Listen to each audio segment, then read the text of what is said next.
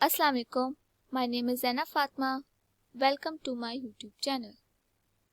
In this video, we will discuss about relation and functions.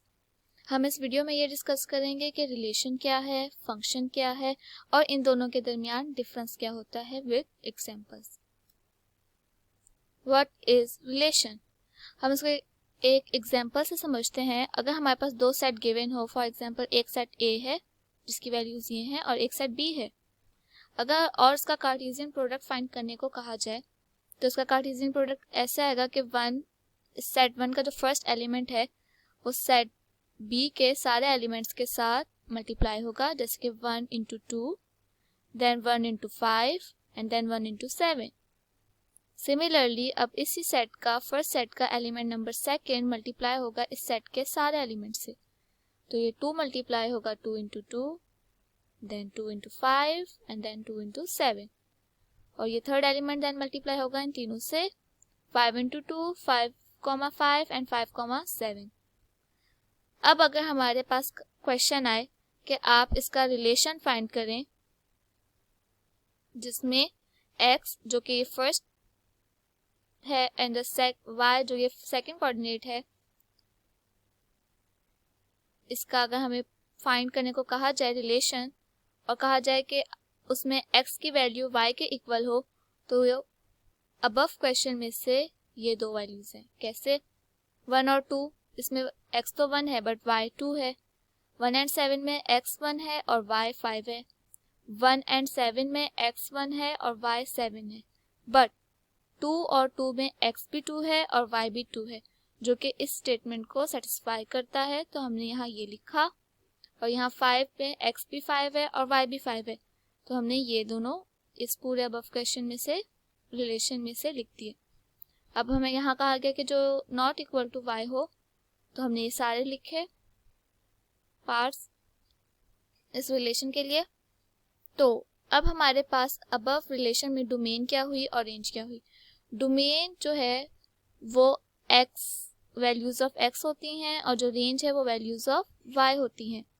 तो हमारे पास आप ये भी कह सकते हो कि जो सेट ऑफ a है वो हमारे पास वैल्यूज ऑफ x होंगी बिकॉज वो फर्स्ट सेट होगा. जो भी फर्स्ट सेट होगा उसकी वैल्यूज ऑफ x होंगी बिकॉज हम फर्स्ट सेट को फर्स्ट राउंड ब्रैकेट में फर्स्ट टाइम लिखते हैं और जो सेकंड सेट होता है उसको ब्रैकेट में सेकंड पार्ट मिलता है जो कि वैल्यूज ऑफ y होती हैं. तो व्हाट इज फंक्शन? फंक्शन जो है वो एक स्पेशल टाइप ऑफ रिलेशन होता है और फंक्शन में ये होता है कि जो हमारे पास इनपुट हैं वो तमाम आउटपुट के साथ मैप्ड हो रहे हों. इसमें यह ज़रूरी नहीं होता कि आउटपुट जो है वो भी सारे इनपुट के साथ मैप हो रहे हों. और एक इनपुट के दो आउटपुट तो हो सकते हैं बट एक इनपुट के दो आउटपुट नहीं हो सकते, जबकि दो इनपुट का एक आउटपुट हो सकता है फंक्शन में. जैसे कि यहाँ सेट है, 1 का आउटपुट तो 4 हो सकता है, 2 का आउटपुट 9 हो सकता है, 4 का आउटपुट 16 हो सकता है. लेकिन ऐसा नहीं हो सकता कि 1 का आउटपुट 1 भी आ रहा हो और 1 का आउटपुट 4 भी आ रहा हो. अगर हमारे पास ये केस आ जाए तो वो फंक्शन नहीं कहलाएगा, वो रिलेशन कहलाएगा. जिस तरह यहाँ 1 का आउटपुट 1 है, 2 का आउटपुट 1 है और 2 का आउटपुट 4 भी है, तो ये रिलेशन है और ये फंक्शन है बिकॉज एक इनपुट का आउटपुट एक ही हो सकता है.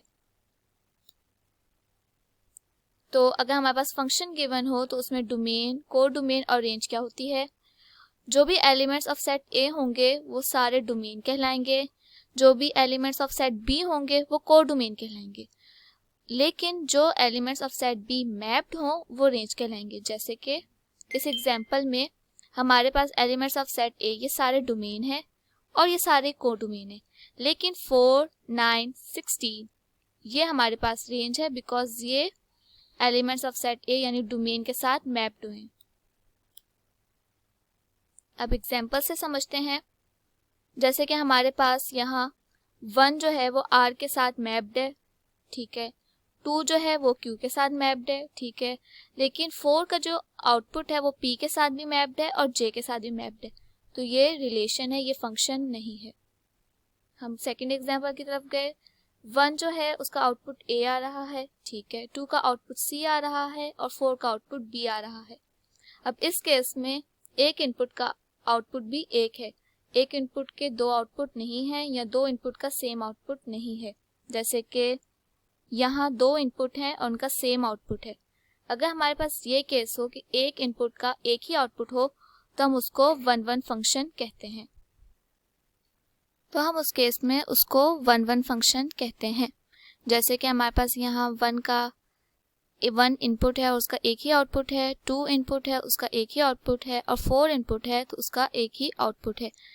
तो ये हमारे पास 1-1 फंक्शन भी है और यही हमारे पास ऑन टू फंक्शन भी है, बिकॉज इसमें जितने भी इनपुट्स हैं वो सारे मैप्ड हैं। तो ये हमारे पास ऑन टू फंक्शन भी है। और जब हमारे पास 1-1 फंक्शन और ऑन टू फंक्शन साथ आ जाएं तो हम उसको बाइजेक्टेड फंक्शन कहते हैं। जैसे कि हमारे पास ये 1-1 फंक्शंस थे और फिर उसके बाद ये ऑन टू फंक्शन भी होगा, बिकॉज हमारे पास सेट ऑफ ए के सारे एलिमेंट्स सेट ऑफ बी के सारे एलिमेंट्स के साथ मैप्ड है, यानी कि हमारी डोमेन जो है और हमारा जो कोर डोमेन था अब वो रेंज बन चुका है, तो हम इसको ऑन टू फंक्शन भी कहेंगे। और जब 1-1 function plus onto function हो जाए तो वो बाइजेक्टेड फंक्शन कहलाता है।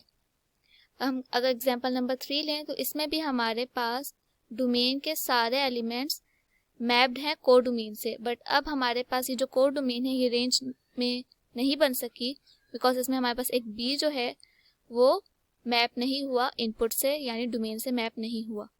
अगर हम 4th एग्जांपल लें, ये दोनों फंक्शंस हैं 2 और 3, ये दोनों फंक्शंस होंगे। और अगर हम 4th एग्जांपल लें तो इसमें हमारे पास 1 का इनपुट 1 आउटपुट ही है, 4 का इनपुट भी एक ही आउटपुट है और 5 का इनपुट भी एक ही आउटपुट है, लेकिन ये स्टिल फंक्शन नहीं कहलाएगा। क्यों? क्योंकि हमारे पास डोमेन में एक नंबर यानी इनपुट में एक नंबर रह गया है। फंक्शन की डेफिनेशन ही यही है कि उसके सारी डोमेन कंप्लीट हो, फिर बेशक कोर डोमेन में कोई चीज रह जाए। That's it. The end. I hope you like the video. Please subscribe and like the video and share it as well.